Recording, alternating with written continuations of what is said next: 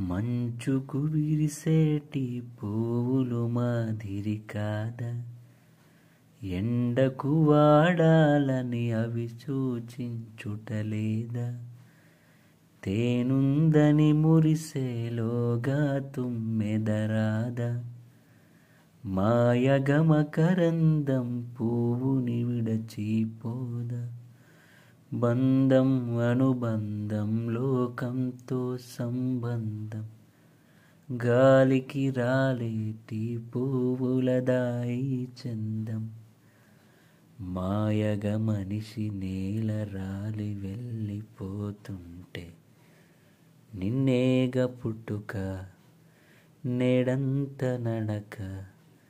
రేపేమో చితిక మునాల బ్రతుక,